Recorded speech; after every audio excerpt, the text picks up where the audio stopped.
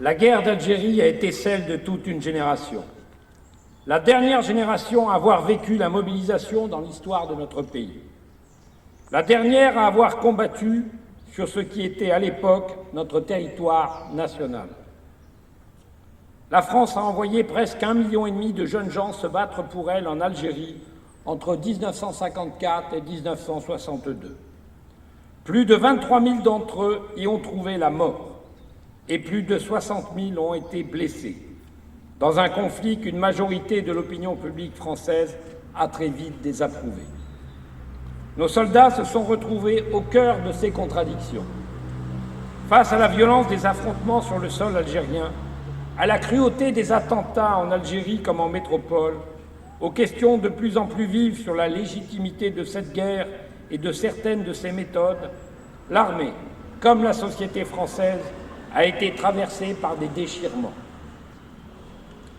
L'honneur de l'armée française fut que l'immense majorité de ses hommes refusa de violer ses valeurs et ses principes.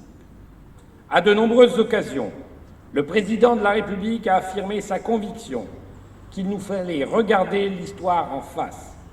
Le faire avec la guerre d'Algérie signifie nous souvenir que des centaines de milliers de militaires, pourtant confrontés à la violence aveugle du terrorisme et aux tensions extrêmes du moment, n'ont jamais commis ni approuvé des actes qui ne respectaient ni nos lois, ni notre morale.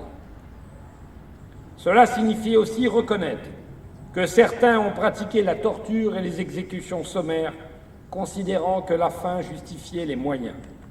Ces dérives, chose exceptionnelle, ont même incité des officiers à prendre publiquement position pour condamner ces exactions.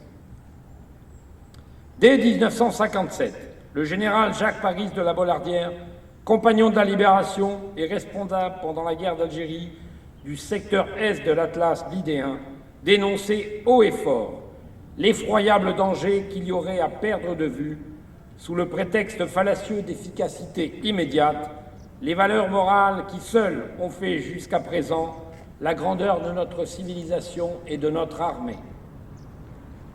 Pour les appelés, peut-être encore plus que pour les militaires d'active, ce conflit fut un plongeon d'un monde à l'autre.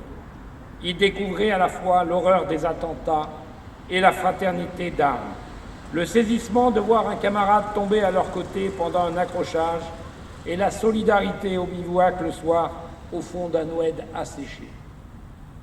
Officiellement, ce n'est pas une guerre qu'ils vivent. La terminologie officielle affirme à l'époque qu'il s'agit d'opérations de maintien de l'ordre. Lorsque ces jeunes appelés se heurtent à la vérité des combats, il est difficile pour eux de la raconter. Bien souvent aussi, les familles refusent d'entendre les réalités trop cruelles dont certains essayent de témoigner.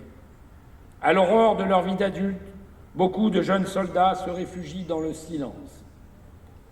Il fallut presque 40 ans pour que le 18 octobre 1999, la France reconnaisse enfin, par une loi, que par les moyens engagés, comme par les risques permanents encourus, ce fut bien à une guerre que participèrent tant de jeunes Français en Algérie. Elle achevait d'inscrire cette génération, celle de ceux qui avaient eu 20 ans en Algérie, dans le fil des générations du feu. Aujourd'hui, le choix de cette date du 18 octobre pour honorer les combattants de la guerre d'Algérie est le symbole de la volonté de la nation qu'il n'y a plus de place ni pour le déni, ni pour le silence. Ce silence qui ne doit plus durer, c'est encore celui qui a trop longtemps entouré le sort de ceux qui s'étaient engagés dans les formations supplétives de l'armée, les harkis. C'est aussi celui qui enveloppe les disparus, militaires et civils de cette guerre, dont la mémoire hante ceux qui leur ont survécu.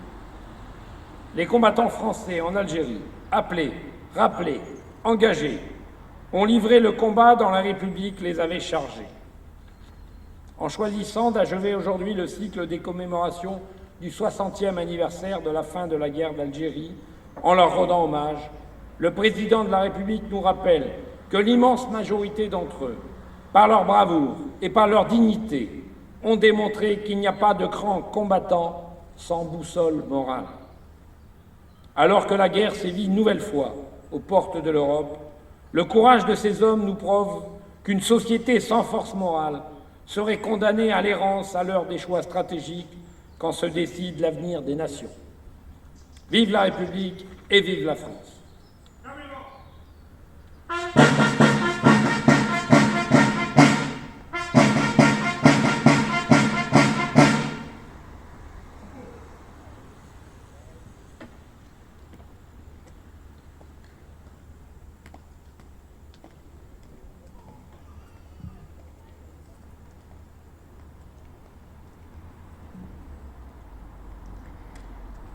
Mesdames, Messieurs, nous allons à présent procéder au dépôt de gerbes, puis à l'hommage.